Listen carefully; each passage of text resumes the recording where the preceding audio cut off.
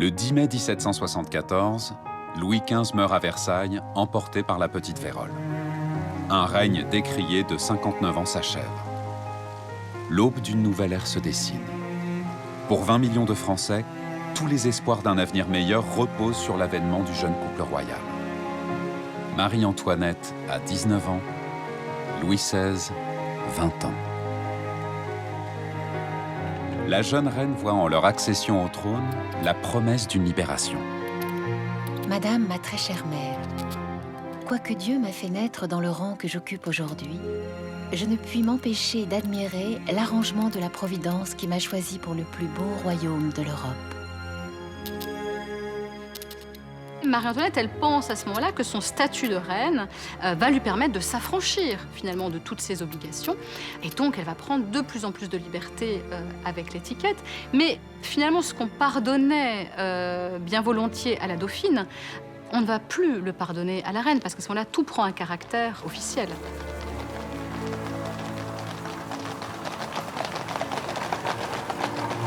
Son premier acte de reine est de demander à son époux la maison de campagne dont elle rêve depuis si longtemps. Son premier acte de roi est de la lui offrir. Ce sera le petit Trianon, un petit château situé à 3 km du Grand Palais de Versailles.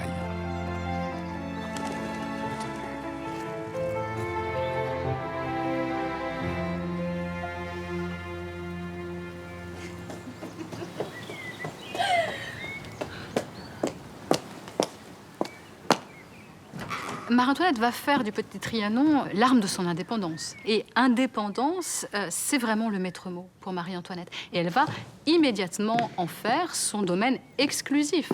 Même le roi ne s'y rend que sur invitation. Après 4 années passées à Versailles, le petit Trianon devient le refuge de Marie-Antoinette, où elle peut vivre à sa guise, loin des obligations de la cour. Mais se soustraire au protocole de Versailles n'est pas sans conséquences. Elle joue avec le feu. La petite guerre entre courtisans jaloux les uns des autres se transforme en une animosité entre elle et la vieille cour. Ce qui aura de graves et désastreuses conséquences pour le trône.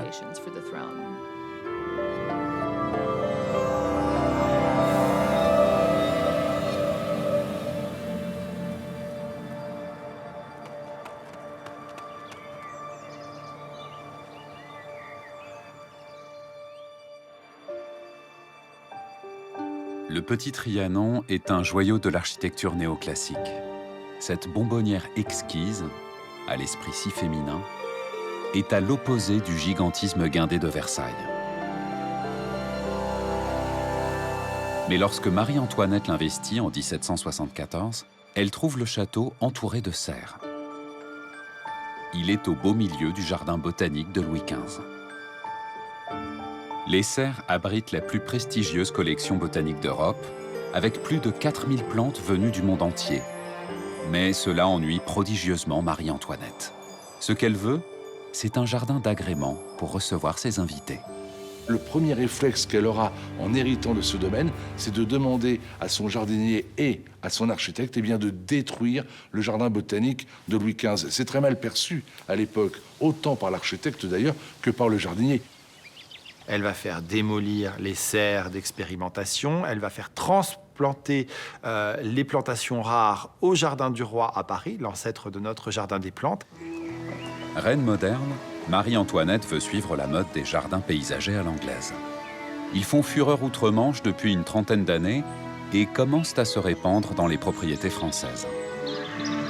Leur agencement irrégulier restitue la nature sous son aspect sauvage, à l'opposé des jardins géométriques à la française créés pour Louis XIV.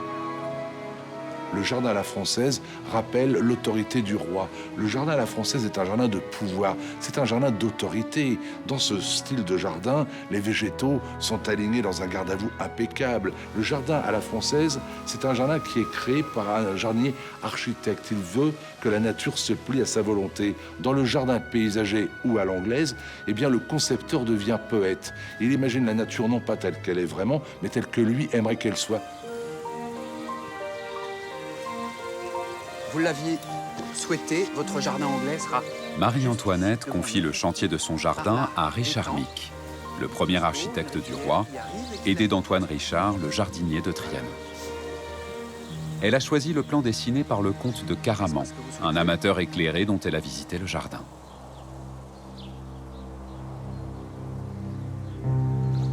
Le dessinateur des jardins du roi, Hubert Robert, y apporte sa sensibilité de peintre paysager.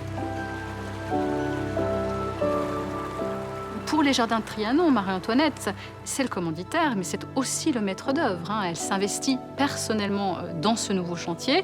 Elle sait ce qu'elle veut et elle n'hésite pas à faire reprendre 10 fois le profil d'un bosquet ou d'un ornement. Cette pièce-là Oui. sera plus vers là-bas, plus petit, effectivement.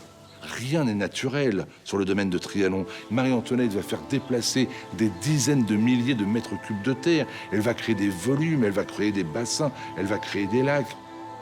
On va construire quelques fabriques, c'est-à-dire une fabrique, c'est ces petits éléments d'architecture qui sont destinés à ponctuer un paysage. Et Marie-Antoinette, là, a du génie. L'une des fabriques exceptionnelles est le Temple de l'Amour, une rotonde d'inspiration gréco-romaine dédiée à Cupidon. La mise en scène de ce temple sur une île au milieu de la rivière est absolument un coup de génie. Surplombant un lac artificiel, le belvédère est un pavillon octogonal en pierre de style néoclassique. Avec ses portes et ses fenêtres ouvertes sur le parc, il était le salon de musique d'été de Marie-Antoinette. La lumière vient inonder les murs peints de gracieux motifs d'arabesques et de fleurs qui font délicatement écho au jardin qui l'entoure. C'est cela le style Marie-Antoinette, une très très grande élégance, néoclassique, très Louis XVI si l'on peut dire, mais miniature, très fleurie également, beaucoup de fleurs, des guirlandes, etc. Elle fait entrer finalement ce paysage et ce temple de l'amour que l'on voit de ses fenêtres à l'intérieur de la pièce. Et puis, inversement, sur les mobiliers, sur les objets d'art, sont jetés des motifs décoratifs au naturel, inspirés de la nature environnante. Alors, c'est des bleuets sauvages, des tournesols, des pommes de pin.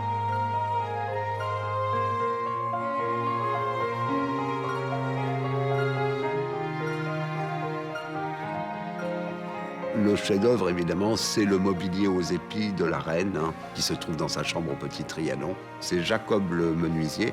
C'est un meuble peint au naturel avec des fleurs de jasmin. Tout est en fait recouvert, et ça c'est le miracle de ce meuble, de la soierie d'origine.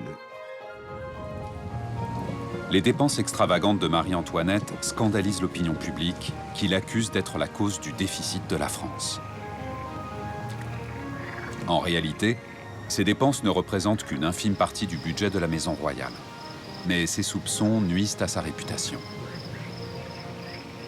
L'aménagement de son domaine est magnifique, mais il lui coûte la sympathie de ses sujets.